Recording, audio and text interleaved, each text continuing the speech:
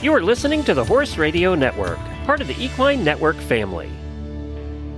This is episode 726 of the Dressage Radio Show, official podcast of the United States Dressage Federation on the Horse Radio Network, brought to you by Kentucky Performance Products and the Murdoch Method. On this week's episode, we have our friend Katie Pogue giving us a report from the 2023 Festival of Champions. Following that, we're joined by Adam Steffens, fresh off the successful World Young Horse Breeding Championships. We're joined by Wendy Murdoch from the Murdoch Method. And then there's a trainer tip from Reese and I from the Facebook mailbag.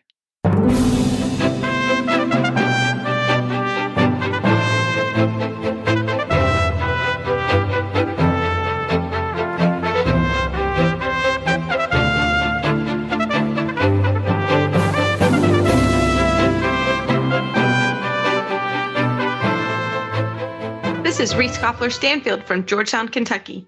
And this is Philip Parks from Rockwood, Ontario, and you're listening to the Dressage Radio Show. Hi, Phil. How are you this week?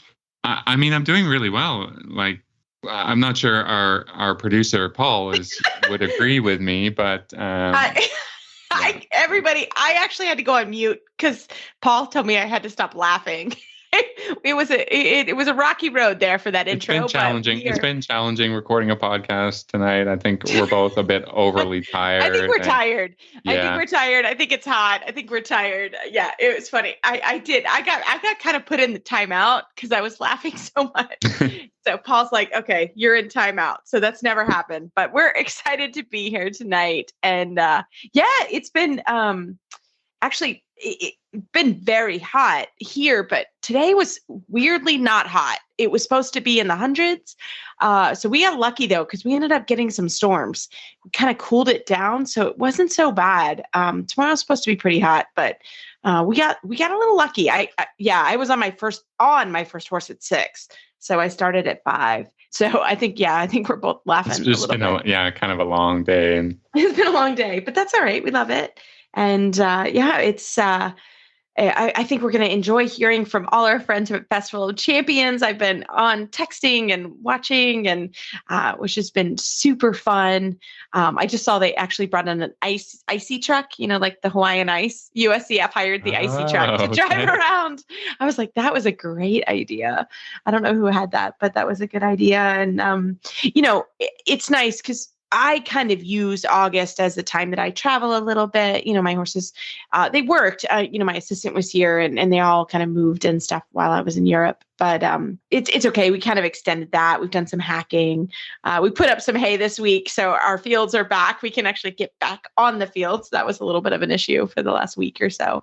But we can get back on the horses are really excited about the hills. So we can get back on the hills. I don't know about you, but speaking of kind of weather and weather related things, like our growing season, and I'm not saying this as a complaint or whatever, just as a note, but we've had so much not volume of rain and not, but like every week there's been at least one sort of rainy day, and which is like you drive around our neighborhoods and I think it's almost too much rain. Like everybody's been having to mow the lawn and more than usual anyways. Yeah. I think it's because I'm growing hay. I've been growing hay that I was like, I didn't mind. Every time I would make a joke, I'm like, there's for the hay. So we actually got a great second cutting. So I'm not complaining, which is great. But yeah, it is a pain. And I did put on Facebook. So if anybody follows me, but it's funny because when I was a working student, I said I would never do hay.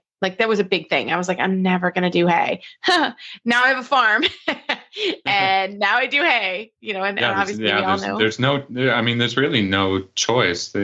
No, there's not. And, Phil knows my property, but I have a field that I used to use for my retirees, and then I don't have any of those right now. And so I decided I would kind of contact and look at some other options for that field. And actually we grow some pretty nice hay. The horses really like it. They eat it well. It really cuts my costs down. So yeah, that's what I said. Be nice to your barn owners because it is hard, and so we are growing hay. So, it is always 100 degrees when you're putting that hay up. But we did it. We made it happen, which was awesome. But it's crazy. Like I started teaching school again. I teach a college class, so that started. So I feel fall coming for everybody. So if you're feeling that, and we were talking about it off air, but my niece went to her first horse show this weekend. Tell us, from Auntie Reese's perspective.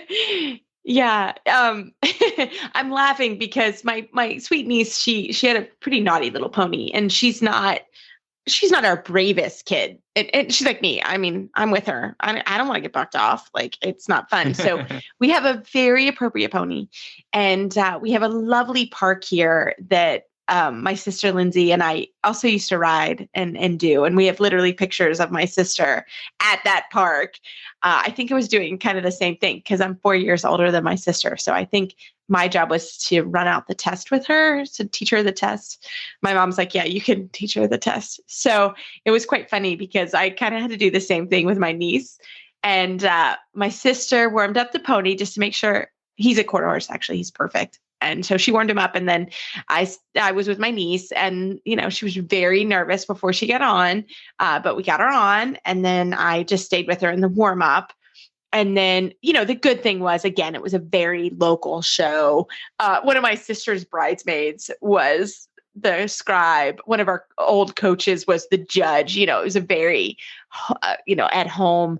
And we had, talked to the TD and just said, we may have to go in with her or whatever. And I think that's important because we really wanted to make sure it was a good experience for her. The pony's 19. He has shown fourth level. Like, he's good. He knows his job. Our geometry was a little off. We did some 15-meter circles and not some 20s, but she did great. I warmed her up and, I had to jog with her a little bit in the beginning till she got comfortable. And then my sister, I was winded. So my sister took over again. My sister also is a Grand Prix rider. So she's very good, but sometimes it's better for Auntie to coach. And so my sister took over, and we got her around the ring, and we just kind of stationed everybody at the end of the ring. So her dad was at one end, her brother was at one end, I was at one end, and my sister was at the other. It was a small arena. So we just told her, if anything happened, somebody would grab her. We got you. Yeah, we got you. And that was really important. Again, this is a schooling show. It's a great, our local club puts it on. So it was very, we spoke to the TD. So we made plans of how we were going to do it. And she did awesome. So my sister literally ran her up to the center line and let her go right at the center line. So we got her in. I said, I don't care what happened. Yeah. Now you're up. We let her go. And she did. She got in, and it was cute because she was really nervous at first. And then I happened to be on the last diagonal that she did. And she, I will never forget that smile in my whole life. She was so happy. We got it done. And she came out and she was like, I can't wait to do it again. And I looked at my sister. I was like, I don't know if I can. I don't know if the rest of your family is on board with that. Yeah. So it was great, and I'm so glad that she had that experience. And one of the things was, and we all talked about it, was we decided she had to do it. She had to conquer her fear. She was, she wasn't out there by herself. We really decided that this was really important for her life, that she had to do it. So I think we've talked about, and even Adam Steffens will talk on this program about, he's at the World Championships and the mental aspects. And so literally we had it from a 10-year-old to the World Championship level. It is a huge part of showing. My niece knew that test. She's known it for 6 months. Like, she knows that test so well. She's done it at my farm. She's done it at my sister's farm. My sister took her to the park. It's a local park. You can go right there. And so she took her there, and they went and rode, and they talked about so she was very well prepared. And I think that was really important, to know. And that's why I even said to my sister, we have to make sure she's so over prepared that when she gets going to the horse show, she'll be in good shape. And it was a lot of nerves. She was really nervous to get on. She was really nervous for everything, but we really controlled it. We really made it a good experience. And she came out, she's like, huge smile. She's like, that was so much fun. I can't wait to do it. Can we go next weekend? And I laughed because I was like, I can't do it. But it was a great experience. And so it was super fun. And, I just think, we just have to keep promoting those local shows. And I say this to everybody because, we all complain when there aren't shows, and sometimes when there are shows, people don't go. And I think they were calling for more entries. I sent more horses. Like, I saw that they were calling for more entries, and I called some people, and I'm like, we need to go to these shows or they're not going to host them. To support them. Yeah. Support them and take every chance you can. Like there's never been a horse show that I've left and said, oh, I didn't learn anything, or that was pointless, or, whatever. And it's like, every chance you get to have a good show experience, whether it's for the horse, for the rider, for the combination, I mean, that to Risa and I, that's a small local experience, but that was the most important thing.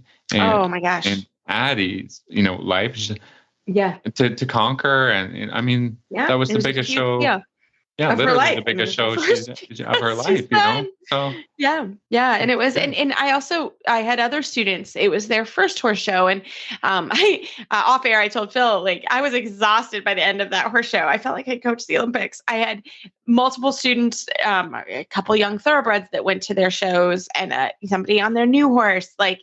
I had five students at that show, and I was exhausted by the end of the day. I came home and I was done. I think I was in bed by 8. I was so tired, but those are really important shows. And none of these people are going to regionals right now. None of them are, and that was a huge deal for everybody. So I just encourage everyone, if you're hosting them, thank you. If you can, go to your local shows.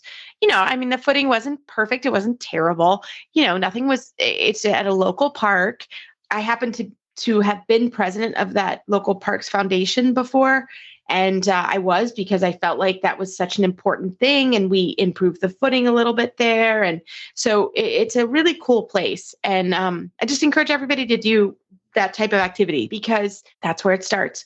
And I don't know if my niece will continue. I think she wants to go to a show tomorrow, but I don't know what she'll do with riding. And actually, I'm very much I don't care. Like, she doesn't have to ride, but she loves horses and she loves being around them. And I mean, I want a groom, so she can be my groom if she wants to just do that. Like, there's no point, but there's no pressure really, but I do want her that if she signs up and we wanted to go and have her conquer that fear. So I was really proud of her. It was really hard for everybody, but we made it happen. So I hope my story helps.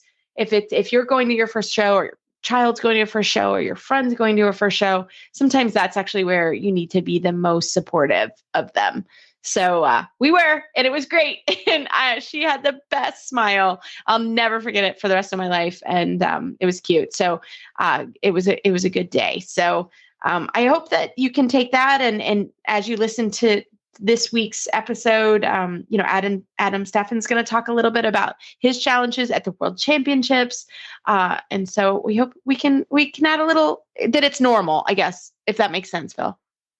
Yeah, I mean, I think that I think the point is, like, everyone's got to start somewhere, and right. Who knows where it will go, but doesn't matter. You don't get to the Olympics by gotta by get out there. Yeah, by being just confident, and I mean, it might seem like that, but we all started somewhere, and I would love it if she goes to the Olympics. I'll be like, I don't even know, 75, 80. And I'll remind her exclusively of that moment. So okay. Yeah, I love it. Well, we have a great show. We're going to talk about the Festival of Champions. We're going to talk about the World Breeding Championships. So after this break from Kentucky Performance Products, we're coming back with Katie Pogue. She swallowed hard as they walked into the start box. She could feel his muscles tense under her leg. 5, 4, 3, 2, 1. Have a great ride. She didn't have to ask. He galloped out of the box and across the field toward their first training level course. His ears pricked. Her heart pounded. He attacked each obstacle with confidence, clearing them with room to spare. A huge smile broke out on her face as she crossed through the finish flags. She leaned forward and buried her face in his neck. Their bond of love and trust blocked out all else. This love story is brought to you by Elevate. Research proven to have superior bioavailability, Elevate supplies the essential vitamin E often missing from the equine diet. Its all-natural formula supports healthy muscle and nerve functions. The horse that matters to you matters to Kentucky Performance Products. Call 859-873-2974 or visit kppusa.com to order today. Well, tonight we are so happy to have Katie Pogue, FEI rider, trainer, judge, and new on-site reporter at Festival of Champions. Katie, welcome to the show. Thanks for having me, as Well, always. we love having you, and you were so cute. I was like, hi, friend. How are things going at Festival? Would you come on and tell us and give us sort of it's such a big show this year. There's so much going on. So I wanted to start. You took 3 horses, so you're also a busy lady. So tell us about the horses you took yourself. So I was very lucky. I have 2 great co-owners with 2 7-year-olds and came up here with those. And then I have a 4-year-old that I own who was quite far down the list. And I think it maybe was Thursday night at 7:00. I got a phone call that there was space. And so he came on the trailer and came with us. And it's been a great kind of adventure for him. And he's a really, really good 4-year-old. So, but no, the 7-year-olds, I had our preliminary test yesterday. And today was the first ride for the 4-year-old, and everybody did well. We were not in the top group, but it was still really good. I'm still really proud of the horses. It is a huge show this year, and all of the national riders showed up today. So this place is packed. And Bumping. I think it's It great. is bumping. It is. It's great, and you have the whole range. And right now I'm watching some warm up for the I-1 freestyle, and it's some of the dressage seat equitation kids out here. And it's a whole mix from the kids to the Grand Prix rides. Have met some of the cutest, sweetest, most personable kids that are just happy to talk to adults. And it's just fun seeing them inspired by everything here. And then just tons of great horses. It's really been a cool year. It sounds inspiring for the adults, Yeah. too, you know? Like, Yeah, and the adults too. And the I was adults saying, too. me There's too. a lot I'm of stuff. inspired. But a lot of good rides, super quality horses. I brought with me one of the owners to 7-year-olds, and then 2 students of mine who have never been in this big of a setting, and they're helping me, and I couldn't do it with these 3 horses without them. Jenny Crawford and Lori Wallace, and then Julia Felker, one of the owners. And they are just soaking everything in. And finally this afternoon, we've been able to come out and watch a little bit, and they're really enjoying watching the freestyles. So no, everything has been rolling very smoothly, and the office and everybody running everything has been super helpful. And I'm sure behind the scenes it's nuts, but it is well ironed out when you're on your horse and going to the arena. So yeah, it was, to back up for the first day, the jog was the first experience for the 2 7-year-olds, and it was a little frisky. And then the 4-year-old ended up being the saint of all of them. And so it's just been, each day is a new day, and you learn new from adventure. the first ride. Yeah. New adventure. And I've soaked up the feedback I've gotten from the first rides and putting that into action for the second rides. And it's a fun opportunity to be able to get both rides in and be able to improve. And this is the first time of anything of this caliber for my 3 horses. So it's pretty exciting to be here.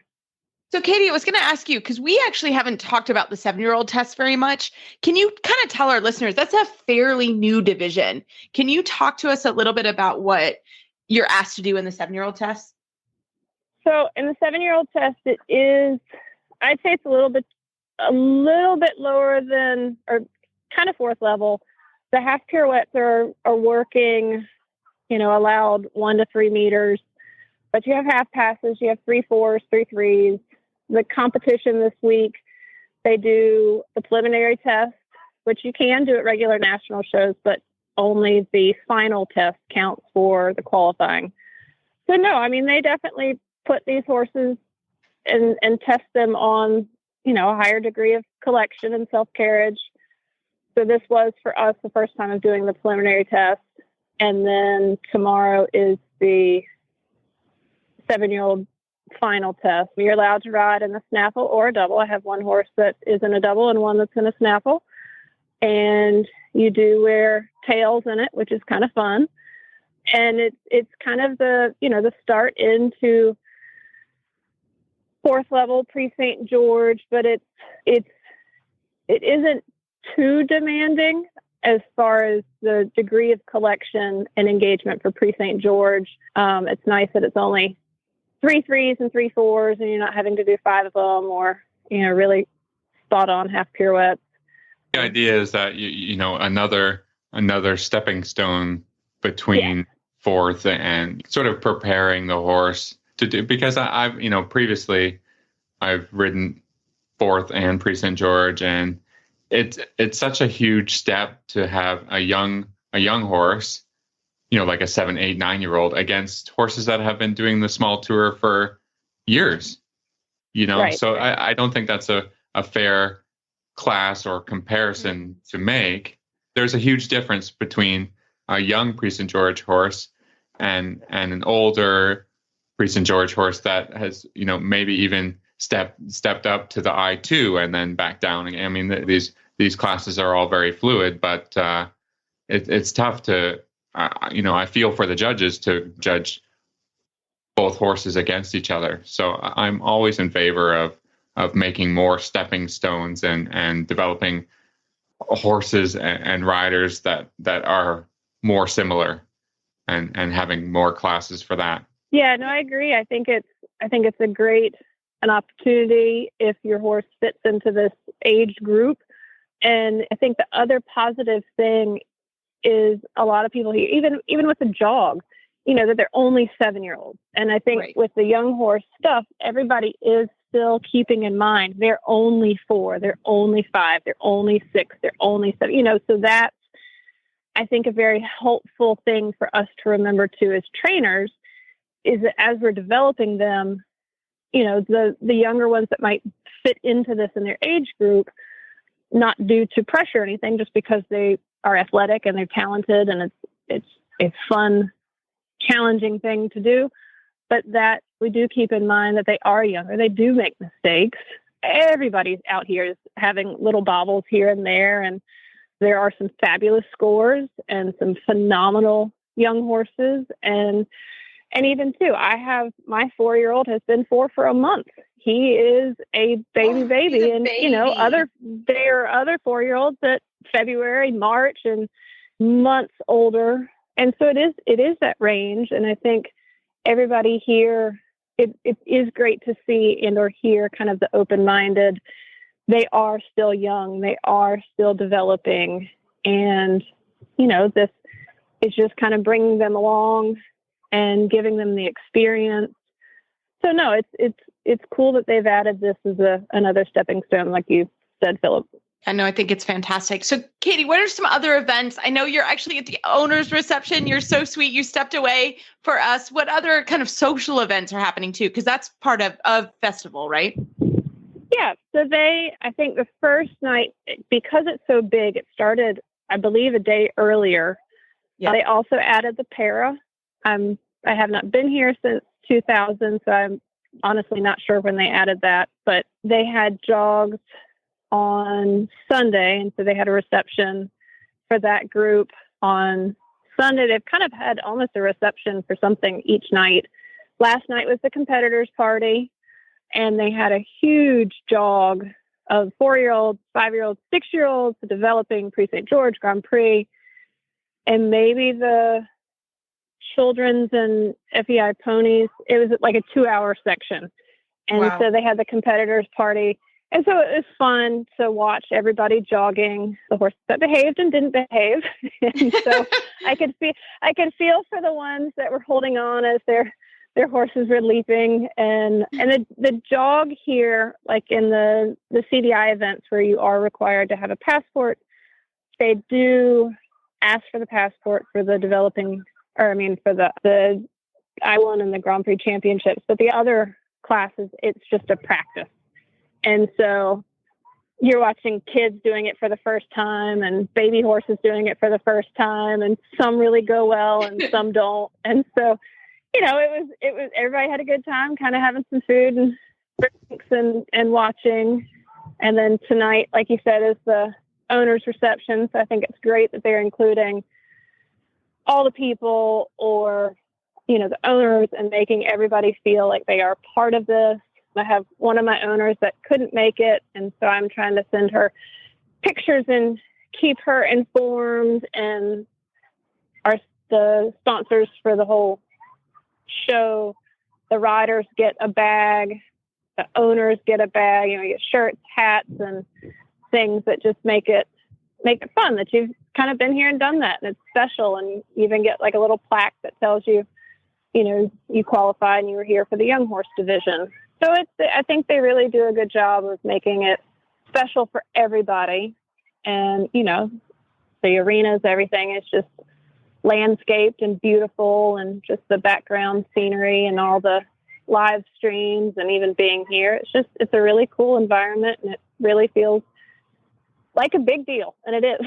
So yeah, it is. It's a lot of fun.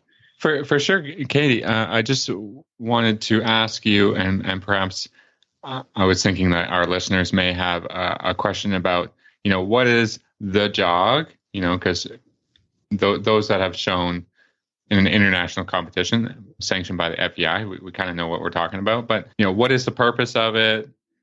How is it conducted? Yeah. Why is it such a big deal? That's great. So it's a vet inspection and a soundness jog, and some people dress up for it, but you and your horse approach a path. And at the start of the path is usually somebody from the ground jury, the judges, and they are there with the vet for the competition. And they examine your horse and make sure it looks healthy and ready to go. And then you walk out to kind of the first flower pot, and you jog a couple flower pots down and turn around and jog back. And they're just making sure that your horse is sound to compete at the show. And for the international competitions, like I said, you would have a passport, and they would look at the drawings of the horse, the markings, and make sure that horse is what is being presented in the passport, the whole thing. And this is just for the riders to get to practice jogging in clothes. They could be in riding pants, anything.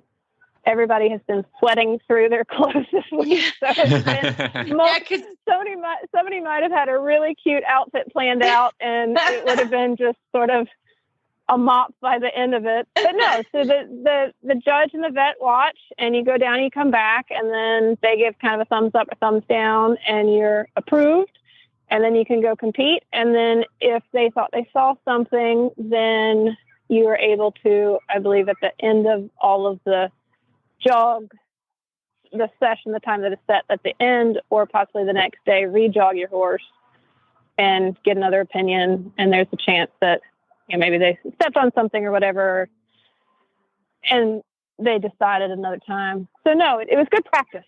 Yeah, it's great practice. And like you said, it's practice until you get to the, because there are Pan Ams, they are working on selecting the team for the Pan Ams. This is a selection event. Yeah. So they're a little bit more picky once you get to the internet, the small tour and the big tour. But Katie, tell us, the weather is a thing, right? I mean, we're hearing all this reports, depending on where you are in the country. It is hot there. That happened to me the year I went to. It was so hot. So I feel for those riders. Literally, I feel for them. Tell us, what is it like? Well, it is very close to Charleston, South Carolina weather. It is in the 90s, low hundreds. It's got to be as humid can be humid. And definitely feel for the northerners that I think some maybe I heard didn't show up show up with a fan and had to go get a fan. And oh my gosh, they've been very good as far as, and we have had a lot of people today not competing in jackets. Even the I-1 freestyle that's going on right now, I think maybe a third of the class has worn jackets. The developing pre-St. George, probably half the class didn't wear jackets. So people are taking it seriously, and the office is really trying to recommend that people stay hydrated, not wear the jackets, sponging horses, everything. They actually this year are keeping a temperature check chart on your stall that you have to monitor your horse's temperature. They're trying to make sure everybody is good with the heat, but also keeping the distance and keeping, horses away from each other and healthy, and, the safety of all that with the horses. So they really are touching on everything for health purposes, heat purposes, safety purposes. Everywhere has water and towels, and the girls that are helping me, I think by the end of the day, we've probably all changed clothes at least 3 times. Yeah, you're like, we did not bring enough clothes. So no, it's been hot, and met one person from Minnesota, and they were melting and asking if we were melting, and we were fortunate that we have had our horses. This is sort of regular for them. So I definitely feel for the people that have sort of been knocked off their socks with the slap of hot weather. But I think tonight we get the relief, and then the next couple of days will be good. So, but everybody is melting. Is ready. Well, 2 days of melting, but everybody seems to be really taking care of their horses and staying on top of things, and that's great to see. Even the kids are standing in the water. The wash stalls at this location is so cold. It's fabulous. And I remember when I had my stallion here several years ago, he didn't want to leave the wash stall. He just wanted to stand under the water. So no, there's some good parts of it. I love it. Well, Katie, you are so sweet as always to come on and tell us what's going on up there. It looks like so much fun. Thank you so much. How can our listeners find you online for more information? I am at katiepogedressage.com, and feel free to contact me. And thank you so much for having me. It's a pleasure talking to you guys and sharing what's happening here. And hopefully everybody, whether you get the chance to qualify and come here, or at least come up here and watch. It is a fun competition. I love it. Well, thanks, girl, and good luck. Thank you so much. If you have 1 or 2 horses, or you have 20, 30 or more, fly predators will make the difference between heavy infested fly problem or a no-fly zone. Balding lab fly predators, catching these flies before they become an issue. Well, tonight I am so excited to have Adam Steffens on the program. He is freshly back from the World Breeding Dressage Championships for Young Horses, where he represented the United States with Wendy Petrick's Fabulo Cour. Welcome to the show, Adam. Thank you. Nice to be here. I mean, I was Facebooking you like crazy. I was so excited to watch your journey and see you at the 6-year-olds. So, Adam, first of all, tell us a little bit about yourself. My name's Adam Steffens. I grew up in Minnesota, and I rode with Bill Salentius, Lloyd Lamkammer, and Natalie Hinneman growing up there. And then when I was 16, I moved to Wellington, where I worked for Dottie Morcus and Oded Shimoni for years at Still Point Farm, and I've just kind of never left Florida. Right? I know, and I met you somewhere along the way. Quite a few people, that they just stay where the horses are, and there is a lot of horses there. Yeah, and I can't remember when we met, but it's been years, and so I've been watching your career and cheering you along the way. So, Adam, tell us about your horses. I mean, you have a wonderful string of horses now. So, tell us a bit about your horses. Well, I'm super lucky. About 3 years ago, Can Do It Stables and I, the Petrick family, Wendy, Gerd, and Feely, we kind of decided that we were really going to go for our goals, which are hopefully to have, horses representing the USA at some point, which we did our first competition this year at Young Horses. Yeah. So after 3 years, that was pretty cool. So yeah, we cultivated a plan with Debbie McDonald originally, and she really helped set us in the right direction. And so we've bought now. We have Boston Strong, the horse I did in the small tour this year. He was actually at my previous job, Five Rings Farm, where I worked for 5-6 years. He was my horse there, and when I transferred over to Can Do It, we were able to acquire him about 6 months later. So that was pretty cool. Yeah. Because I've had him since he was a 5-year-old. And Wendy rides him mostly, and then I get to compete him during the Florida season, which is nice. And then this weekend I have at Festival Secret Weapon. It's a Hanoverian mare we call her Shiva in the barn. And that was the first horse we bought together at Can Do It. So she's like my next heart horse, I say. We've had her since she was 60 days under saddle. She's here at the 5-year-old championships this weekend. She's, I think, the nicest horse I've ever rode. So I'm just learning how to manage a mare and girl problems and all that stuff. And we're getting there with her. I love it. So, and then we have a 6-year-old that we bought last year at Hofkasselman. It's a Don Noblesse feeder tons, now gelding. We recently gelded him, and he's really cool, but he's really big. So I'm just taking my time with him, and he stays at home until he's more mature, because he's like 18.2 and just massive. Oh, wow. So, Wow. which works for me because I'm 6'4". So Yeah, Yeah, you need something that at least that size, I guess. Yeah. And then we bought with that horse at the same time at Hofkasselman. We bought Can Do It Spebelucor OLD. We call him Fabi in the barn. It's a horse I did in the World Breeding Championships this year. And tell us about him. He's beautiful. Yeah, he is very cute. He's a 6-year-old. 6-year-old. He's first Jazz Sandro hit. We bought him actually on my birthday last year. Oh. And we left him in Germany for the summer because I was traveling a lot that summer. And then I said, well, if we leave him there, then I can go back and forth and I can train on him all summer. And he can do some horse shows. So he stayed there with his rider, Nicole, after we bought him. And she won the Oldenburg Landenfelser championships on him. She won the first day of the Bundesliga championate on him as a 5-year-old last year. And then had some boo-boos the second day. So I think he finished 4th or 5th overall. Don't quote me on that. And he's really cool. So we brought him over in November of last year, and he had to do that awful stallion quarantine. And then he got a quarter crack, so he was off for a few months. So I really actually just got going with him at the mid-end of January this year. So World Breeding Championships was our 3rd young horse show together and our 4th show total of me just bringing him out. So that was I think that's great. a testament to not only your riding, but the horse's character. That's not an easy thing to do, to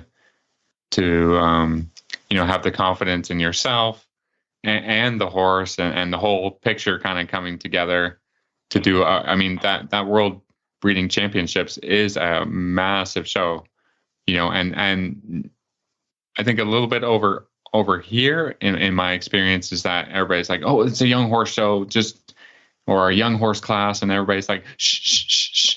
That's not the case over there, right? I mean, the spectators and no, don't make allowances for young horse classes. They're talking away, and they're a lot of times there's a VIP booth, and they're just going about their business, and for sure that if the spectators see something they like, they're showing their enthusiasm. So I mean that's kudos to you, because that's not an easy thing to do. Yeah, thank you.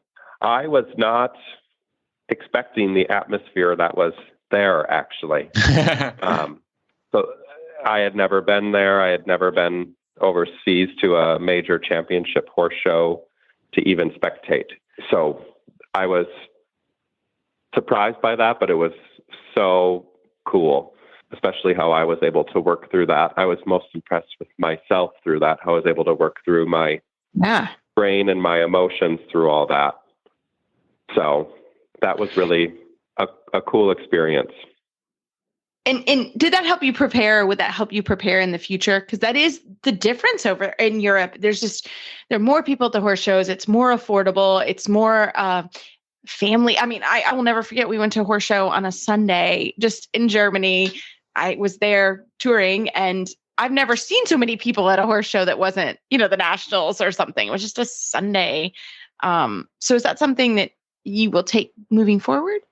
Yeah. What was so cool with me is like all these years riding at festival or like even CDIs in Wellington, sometimes you're worried about the crowd or you get a little bit like timid about doing the right thing. And then you get to this atmosphere and there's just thousands of people and it is loud and crowded and you're talking about massive moving horses coming at you. It is very interesting. So for me, it was just such a breakthrough mentally. I actually worked with kind of a sports psychologist, but it's a system called NAET, where they kind of treat certain key words. And it's, I want to say it's like almost like a little bit hypnotist, but it's not. Yeah.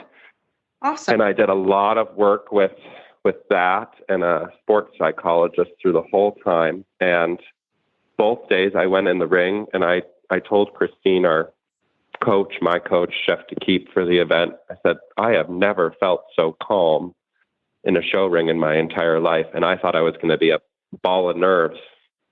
And I felt like such relaxation. It was really, really cool for me to experience that because I was not expecting that.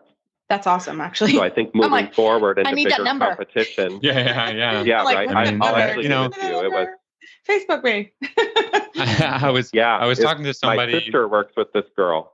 Oh, okay. And she was like, you got to do this. You got to do this. I'm like, I don't know. And she said, no, you're doing it. And it was amazing. That's amazing. So cool. That's cool. Yeah.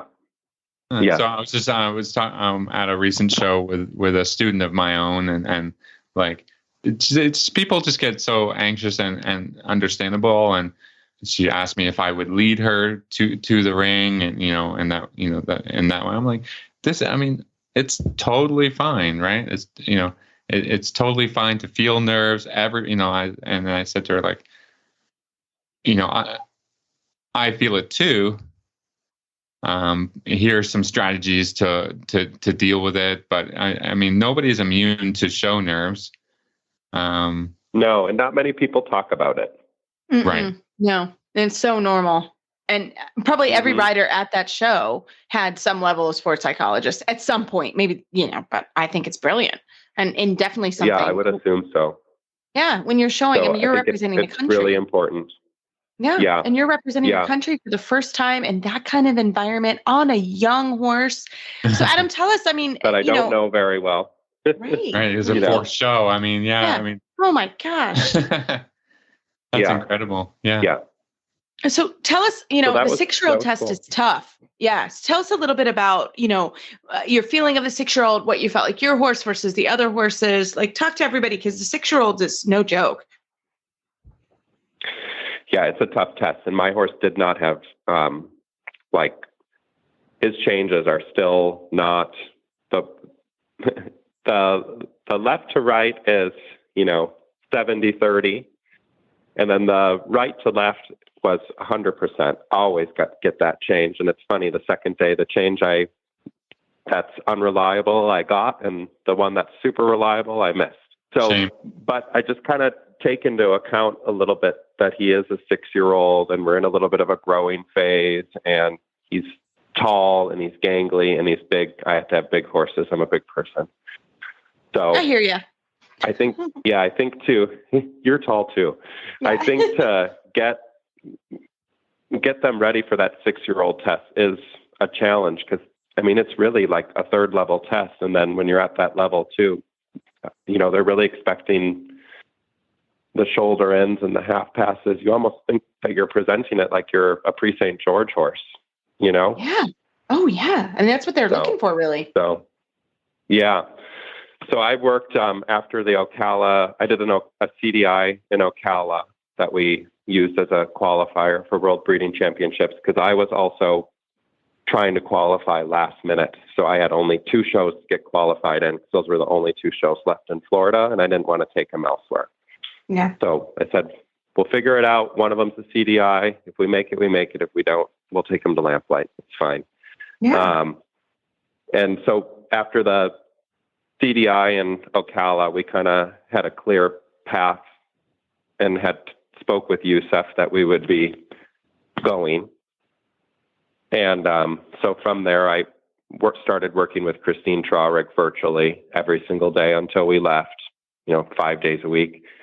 And then I had her to my farm 2 times for 3 or 4 days each time. And we just really kind of buckled down on knowing that the changes were a little bit green. We tried to really hone in on the things that we could make better and try and make the things that are good really good. And then so we can have a little bit more room for problems like we had in the changes. Yeah. Yeah. Which is normal. Yeah. Again, that is so normal, so tough in that environment.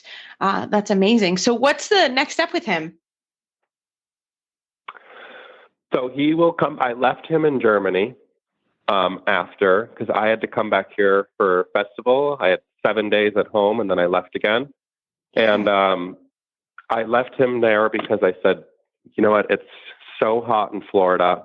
Let's give him a break. So he's turned out and hacking right now back at Castleman's, where he came from. And that's where I also stayed for 4 weeks training before the show. I saw him last week. I was there last week. I should have just given him a pet for you. Oh, you could have. He would have liked that. He probably would have been napping. Yeah, probably so. That's what young stallions do. Is all they do is kind of nap, Yeah. Yeah. I love it. He loves to sleep. Yeah. So he's taking a vacation. He flies back Monday. I'll be back from festival Monday, and then I leave again in 3 days after we leave because I'm getting married. And so, congratulations. Yes. Fantastic. Thank you. So all my horses will have a little bit of a break. And then after that, we want to start preparing for the 7-year-old test with that horse. And hopefully, again, be able to go back to Ermelo as a 7-year-old. That's kind of our goal. So is he horses are horses. We'll see what happens. What was that? Sorry, I didn't mean to interrupt you. I just wanted to know whether he's an active breeding stallion or if there's a plan to offer him to North America. What's going on there with his breeding career? So he is a licensed stallion. He's approved to breed. He did do his breeding in quarantine, but as of now, I want to just kind of put that on the back burner and just focus on riding him, and such a risk to put them on that Phantom, Yeah. So, so for now we're just gonna ride them, and then we'll see. Focus on the sport career, and yeah, I get it. Yeah, and you know what? He actually did. He had never bred until quarantine, and he is not studly at all. It took them a while to get him to jump on those mares, and even after somebody needed to explain it to him somehow. Yeah, even the day after, he had to breed 3 mares in one day or 2 or something. Even after, you would never know he's a stallion ever. Okay. He is calm. You can stand him next to mares. He has one in the stall across from him. He's just easy going in that sense. He's very calm inside. I love it. That's just I his love nature. it. Yeah. Well, Adam, we are so glad you got to come on the podcast and tell us about him. We're going to be following your career and also festival. You're there now, and you had a great ride today, but we want to have you back on. Thank you. Tell us how well it goes. And how can our listeners find you online if they have any questions for you? I'm an Instagrammer. It's just Adam J. Steffens, and That's all I have. I love it. That's Okay, perfect. yeah. On Very Facebook, simple. I used to have you on Facebook. I'm old, so I like Facebook. Oh, so. yeah. I'm on there too. Boomer book, is that what they're calling it now? Or I don't care. I'm not a boomer, but I like Facebook, and I'm fine with it. So, well, I still Adam, like thanks it too. Yeah, I like it. Well, thanks so much for your time, and good luck at festival. Thank you. Even under the best circumstances, travel is stressful for horses. We've all been there, stuck on the side of the road in the middle of nowhere. You can make the journey knowing that US Rider is there for you. Get peace of mind on the road with US Rider's nationwide 24/7 roadside assistance coverage for both you and your horse. Join today at usrider.org. Well, we are so excited to have Wendy Murdoch back on the show. Hi, Wendy. How are you this month? I'm great. How are you? We are doing awesome. You're So- not in the fires still, are you? I just saw more fires in Canada. Oh, goodness. Oh, no. That's Okay, good. All right, just That's checking. I have other friends ways that are away. reporting Yeah. safe on fires. There's a lot of fires. Anyway, Well, we sidetrack. hope everyone is safe on fires. And actually, right now, I think we're all dealing with the heat. So I hope everyone is maybe taking a little break. I've been watching what's going on. Oh gosh, at Festival of Champions. And so hopefully everyone who is not at the Festival of Champions is maybe taking a little break and taking it easy. We're doing a little hacking. take a chance. so- There's a chance to be inspired. Hey, you know, I got a great suggestion for them when they're not riding because it's too hot. I love it. What is it? They can go watch webinars with Wendy. They can go Yes. watch all my webinars, right? What do you And got learn going on? Really What is cool the stuff. recent one? Well, the recent one was on ECVM, and I just had one with Theron Peterson, who's a vet and a jockey. Oh, cool. And that was Wow. so interesting. She's such and a humanitarian. She goes to Myanmar and does vet work in Myanmar. And how Wow. she managed going to Myanmar, going to vet school, and being a jockey all at the same time was pretty amazing. But she did. And she's a really cool person. And actually, I need to say that Webinars with Wendy is moving to a new platform. And so if you want to watch the new Webinars with Wendy, you need to go to wendymurdoch.com/webinars. Okay, it's my name, Wendy Murdoch. Please spell it with an H.com/webinars. Because I'm going to be posting them there, and I'm moving links for all the YouTube webinars over to there. So it's one-stop shopping. You don't have to worry about YouTube taking you off on rabbit holes, and it's like I think sorry, I laughed because I got caught on one of those today already. And then it's like, would you like, they make it, the next suggestion, it just starts playing. I'm just like, okay, I'll watch that. Okay, I watch it. Yeah. Yeah. And so I've moved 100 links for 100 of the webinars over to the wendymurdoch.com/webinars location. And I will be posting when there's new webinars, I'll be putting them up there. And, like I said, it's a quiet place to go. You're not going to get bombarded with other, YouTube videos and taking you down rabbit holes that you really don't want to see some things. No, it's so true. But talking about some travel, are you leaving for Safari soon? It's getting close. We leave for Safari on the 6th. We'll go and spend a couple extra days. And I go to Julie Church. She's in Karen, where Karen von Blixen is. And we go there. And they still have a racetrack there. And there's so many horses there in Karen. Yeah. So maybe we'll get to the racetrack because I've got a couple of extra days. I don't know if they have a meet right now. But yeah, it's a big riding community in Karen.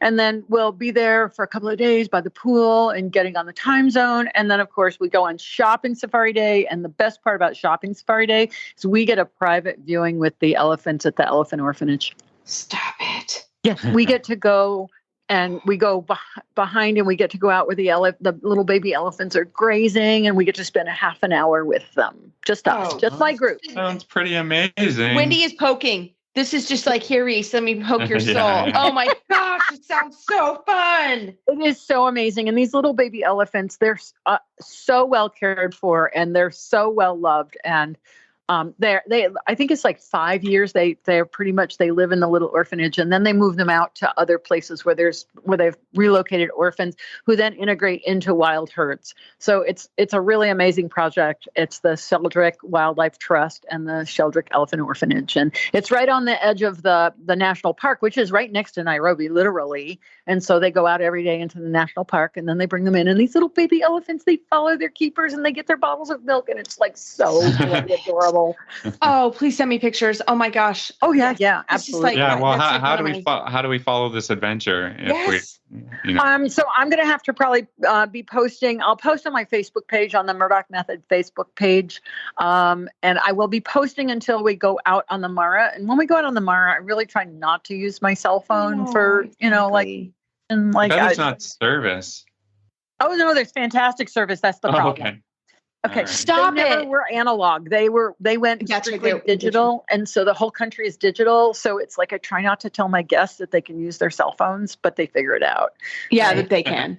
It's like, because it's like one of the best things about going out there is that you get away from technology, and you get away from like all the traffic and cars and everything. And we go out for 9 days, and you're on horseback or in a vehicle. We have some people just that come for a vehicle, but this is bespoke safari, okay? And what I mean is, like, if we want to sit and watch a herd of elephants or watch a group of lions for 3 hours, and that's what we want to do, we do it, right? It's not like the drive-in, clicky, clicky, click, drive away stuff.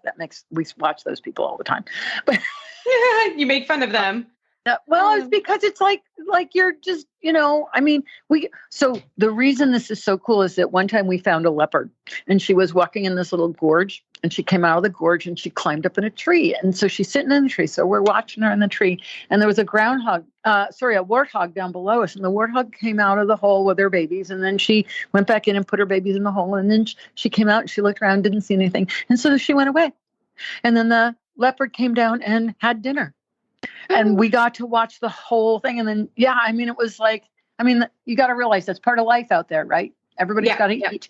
But we just watched her go down in the hole, pull a couple out, go down in the hole, and then she took some over and munched them. Heartbreaking, Wendy. I know. And then I was like, what happened when the warthog mom came back? We didn't stay for but she left one to tell them, I'm sorry, this. But, it's like, but that's the thing about safaris. You get back to the really basics: eat, sleep, and screw. And and the animals. Sounds delightful to me. But that's like, we don't see that much too much. We have occasionally, but and have babies, right? It's really basic. Like the sun comes up, the sun goes down. We have sundowners. We have my favorite drink, which is called a dawa, which is like with lime juice and vodka and honey and a sugarcane stick, and it's like to die for. It's like, and then my little twist to it is a little ginger soda in it. So we'll sit there and we'll have dawas, and we'll watch the sun go down. We'll do sundowners. And then when we're driving back from sundowners, we'll see some lion, and we'll stop and we'll watch. We actually had lion walk past our vehicle so close you could have reached out and touched them. And they had like 6 babies, and the babies were all playing in front of the truck. And so we had to sit there and let the babies play in front of the truck, right? And then there's herds and herds of wildebeest, because we're there during the Great Migration. And the last time I was there, which I actually can't believe it's 2 years ago, there was some rain that came in, and so the migration had moved south, had gone off into Tanzania. But when the rains came in, they come back. So they follow the rains. They call them the GNU rains, because GNU is the other word for wildebeest. And they had come back. And so we drove to find where they were. And we were on this rise. And as we came over the rise and we looked out, we saw 1.5 to 2 million wildebeest in front of us. Whoa.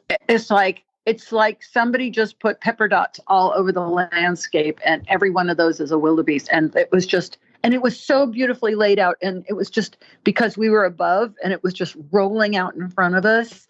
And there's no photograph that can ever capture what that is like. There's just no photograph. I took pictures, but the pictures can never capture that kind of a scene. It is so amazing. And so then we drove down and we drove through them, and they just kind of like, meander here and meander there. And then one of them gets an idea and starts to gallop off, and everybody follows. And that's the way the migration works. It's like, it's like, and then they stop and graze again. And it's really amazing because you're like, why are they moving? I don't know. They just decided to move. Okay. Yeah. You know, every once in a while I do that. I don't know if this sounds crazy, but I just wonder, you know, like I'll be sitting somewhere and it's like, okay, why did I get up then? Why did I move then? Why did I like walk over and do that now? Right. And it's kind of like, why did the canoes move now? I don't know. They just decided to go. I love it. So life gets really simple because we have the most amazing crew. Like my job is to get the guests there. And once I get there, our crew takes care of them. Safari's Unlimited, and they are fabulous. And there's some second and third generation crew that work for Gordy, and we're family. Like I've known them since 2008, right? And you arrive and you're family, and I've watched their family. They have children now that, you know, Gordy met his wife on my second safari, and Felicia is just the dearest thing. And they have 2 kids, and the family goes out on safari. That's what they do, right? And so it's like you're this little pod traveling across the Mara because we move camp every few days. And if you think of out of Africa, we go up on the escarpment and look out, you know, but it's like that. It's like your little pod and you're traveling across this amazing land, looking at this amazing game. And like, there's been times when we've just looked across the savannah and we see 14 different species in one glance. I mean, it's just so amazing. Cool. Right. So cool. Last time we saw 3 groups of cheetahs, all with babies. Like they all had 3 babies each, and 3 different mamas, 3 different age groups. Like, yeah, leopard, cheetah, lion, hippo. We camped by Hippo River. You know, so cool. Oh my gosh. Sounds wonderfully therapeutic. You know, that's. I know. I'm like, oh, I want to be going just, so badly. You know, be in the moment, get off your device, and even though you have amazing service, we don't just be in the moment, and you know, and not be planning too much. I mean, that's my favorite thing. Is just like to be in the presence of such, a magical place. I think amazing beauty. There's nothing like the Maasai Mara, nothing. And we're camping on Maasai land. So, you know, a big chunk of our fees goes to the Maasai to allow us to camp on their land. And and they have an arrangement for that. And it's worked great because it's allowed the game to proliferate, but it preserves the land. And the Maasai rotationally graze their cattle, and they have temporary bomas, which are like massively glorified round pens that they put the cattle in at night, and they camp, and then they'll graze an area and then they move and graze another area. So the land is being managed. You know, if a lion does take one of their cows, they're reimbursed for it. So they don't mind having the lion around. And it's a really magical place. And that's the whole idea, is to get out of your head, to get out of your daily life where, you know, there's so much stuff going on, and just be, you know, eat, breathe, sleep, and coffee in your morning served in your tent, hot showers, gourmet meals.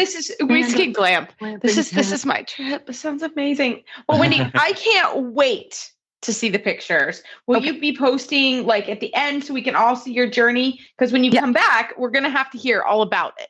Absolutely. So I will definitely take pictures. I have a really nice camera that I only seem to ever use on safari. Yeah. And I'll take a bunch of pictures. I've gotten better. And we'll definitely talk about it when I get back, and we'll tell you all the adventures that we had. And we're so excited to be going back. It's my 12th trip to the Mara. So cool.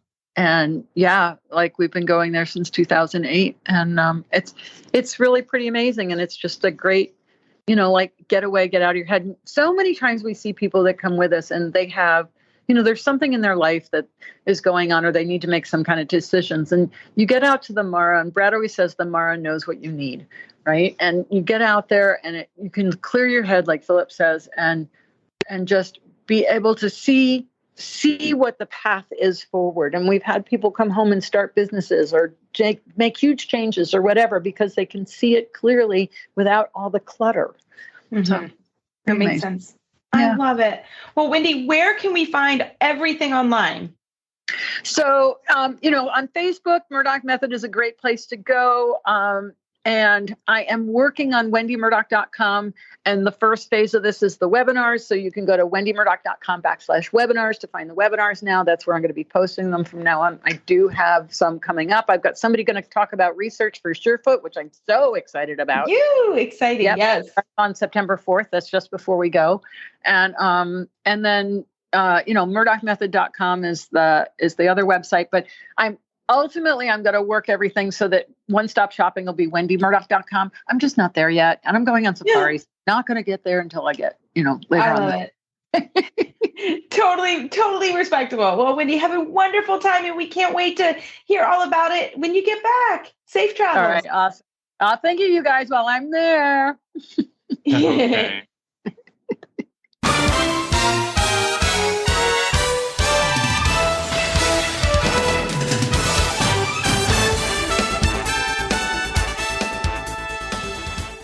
Well, for this week's trainer tip, Phil, we have a listener question. What do you got? I don't even know, so I'm excited to answer it for Dealer's Choice. What you got? This is a surprise for Reese. This came in via our Facebook, which is a great way to contact us and send us messages and questions and stuff, concerns about the show.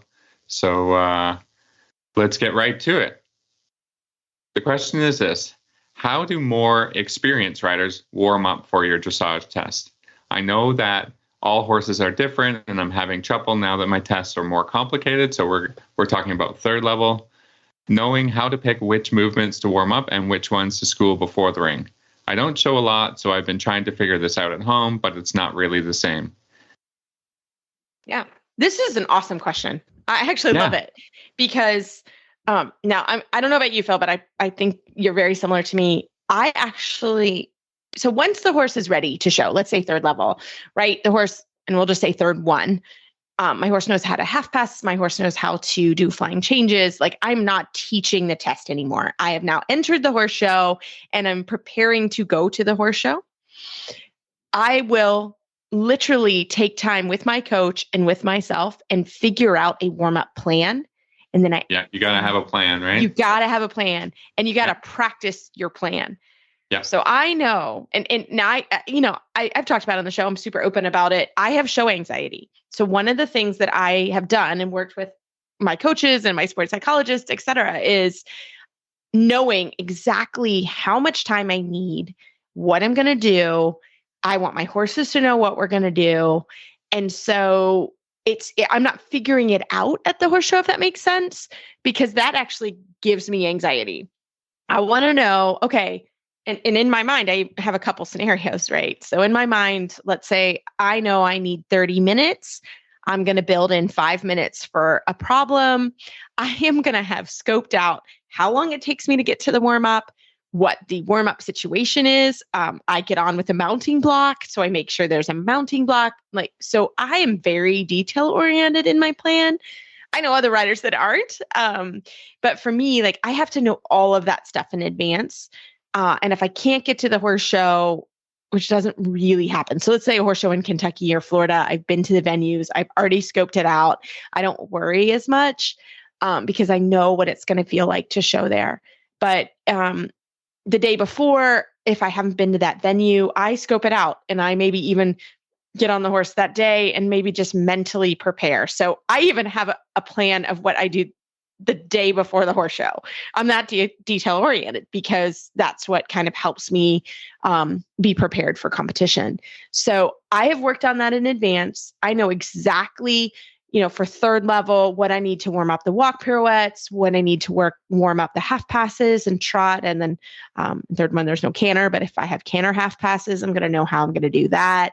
So, but that's for every horse, even young horses. And young horses, I maybe even build in a little bit more of a plan, if we need to do that.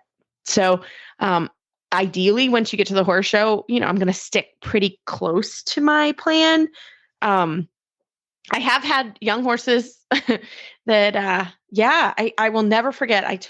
My mom flew down. My mom owns Follow Me, Big Mike, who I've always talked about on the show. She owns him with me. And we walked him down the horse show, and he just had a meltdown. He had a meltdown. I couldn't get on my plan. I couldn't even get on him, let alone my plan. And for me, I just scratched. I just said, it was an open class. I was like, tomorrow is another day. I then scrapped my plan, and he needed a little more time in the lunch. He needed a little bit more time to warm up. So it's not that I won't deviate from that plan, but if I'm going to deviate, I'm sort of jumping ship and calling it a day. So that's what I do. Phil, what do you do? That's kind of what I do. Yeah, I mean, I think it's very similar. You've got to have a quote unquote warm up plan, so you know exactly what you need to work on, how to ride each movement. So if you've got a smaller moving horse that you need to get in front of your leg, you would be riding the changes a little bit in front of your leg, or whatever it is. You have to be very specific at home. What's the goal today? What's the goal of going to the show? How to best prepare your horse, and how not to get messed up. So I think that's absolutely what you should be doing. And again, the point about having the time prepared. So before I go to a horse show, I will time my warm up to say. Mm-hmm. This is exactly what I need to do. And this is, and then, a 5-minute buffer never hurts. You can certainly, so something breaks. At the horse show, you can certainly, walk for 5 minutes. I think but and just stick to your plan. So, third level is a pretty good example, but, not great in that, for me, I like that test. I like those. I like all of them in third level because they flow really nicely and they're not too technical. Second level, a little bit different because, you've got to be a little bit more precise about shoulder in, turn right, turn left, shoulder in, so that would be a different type of warm up. But basically you're going to, in your warm up, run through the test in your head and maybe almost run through the entirety of the test. I do. With most horses. Not the Grand Prix. At the Grand Prix, typically that's a little like you said, the Grand Prix, if you ran through it, you probably wouldn't have depends on your horse, right? Yeah. Probably wouldn't have enough horse. I mean, sometimes with Grand Prix horses, you're out there for, Bingo had like a 12-minute warm up because I needed extra power. I had to just get them laterally supple side to side and front to back or back to front and active. So it is hard to like in this discussion because it is really common you have to really work with your coach with your specific horse. But I love that timing. And I don't know how you guys do it, but literally I just say, okay, today we're going to work on the warm-up strategy and we're going to time from the minute you put your foot in that stirrup to the minute we think you're ready to go in. And then maybe we ride the test that day. See how the warm-up works. Just run through the warm-up and then run through the test and look for problems and adjust accordingly. So but I think that's part of this too, is like people, they don't, it drives me crazy. And my students know, don't do it. Like if you're showing a test and you've entered it in the horse show, please do not show up and not know your test. Like, don't do it. You'll see my head pop off. From a technical point of view, in every test, there's usually a little spot that's difficult, and it's maybe a quick transition or it doesn't ride as smoothly as it looks like it will on paper. So I think it's really important that people take time to read the test, know the test. And when you go for your lesson and you're working on specifically the warm-up, that you do that in advance so that you can really work on it. You're not like, where do I turn? How do I, and what do I do? So that's another hot take for me is really know your test so that it's not part of that discussion. And I like to do this a couple weeks in advance so that you have a little bit of time to practice. So it's not such a quick thing. Yeah, I would say a couple weeks at minimum, probably a couple of months, but it depends. I mean, if it's a horse that you've ridden a long time and the horse, then you can know, where's the point that he's ready to ride, ready to go into the ring, right? And if you've shown him a lot, then you can have more experience, right? Because at first, going to a horse show is just like you're getting miles under your belt, you're getting miles under the horse's belt, and you're getting miles as a partnership. You got to do that a lot. You got to do that a lot before you're really ready to excel in the show ring. Well, and it's just like practicing anything.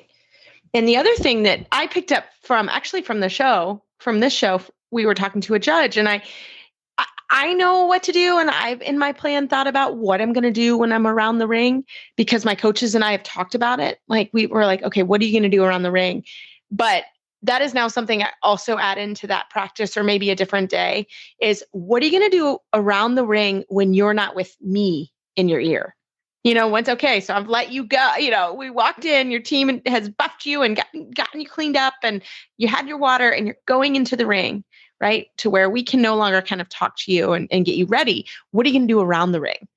I think that's also something that now I do talk to students, like, okay, let's prep. Like, you're going to go in, you're going to turn right, whatever it may be. You're going to do a couple extensions, you're going to do a little canter, whatever it is.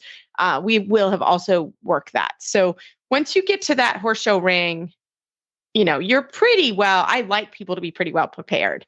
And that's any test on any horse, because things can go wrong. And, sometimes we do talk about, okay, if that horse spooks or something happens, what are you going to do? So, yeah. So I think these are great tips. I hope that helps answer your question, because it's a great question and definitely worth your time. And I think that's the only thing that professional riders have over non-professional riders, in the sense of, we do it more often typically. That's a generalization, but the more often you do something, the better you get at it. And so it's the same thing with horse shows. A lot of my students, now they show like 2 or 3 times a year, and it's hard to get so good at something that you do 2 or 3 times a year. You know what I mean? So that's why I think Phil and I are big in practice. We're big in schooling shows, so that when you get down that center line at the expensive recognized show, you're pretty well prepared and you're ready to rock it. So we hope that helps. Well, everybody, we love your email and Facebook shout outs. Keep them coming. We have a queue. We promise we're working through them. We've actually had some great guests, so we've been doing that, but we will continue to work through those. So keep sending them and keep sending those questions. And don't forget our book club of the month, or of the quarter. We're not really sure. The Training Spiral by Sue Grice.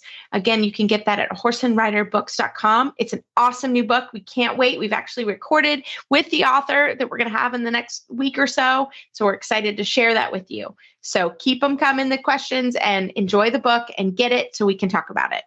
As always, you can find our show notes and links to today's guest on our page at horseradionetwork.com. Search Dressage Radio Show. Like us on Facebook, just search Dressage Radio Show. Follow us on Twitter at Horse Radio. My website is maplecrestfarmky.com, and my email is reese@horseradionetwork.com. I think the best way to get in touch with me is probably through Facebook, or my email is philip@horseradionetwork.com. I'd like to thank our sponsors this evening for allowing us to put on a good show. That's Kentucky Performance Products and the Murdoch Method. If you'd like to support our show and the Horse Radio Network, you can do that through the auditor program found at horseradionetwork.com. Everybody, keep your heels down and your shoulders back, and we'll talk to you in a couple weeks.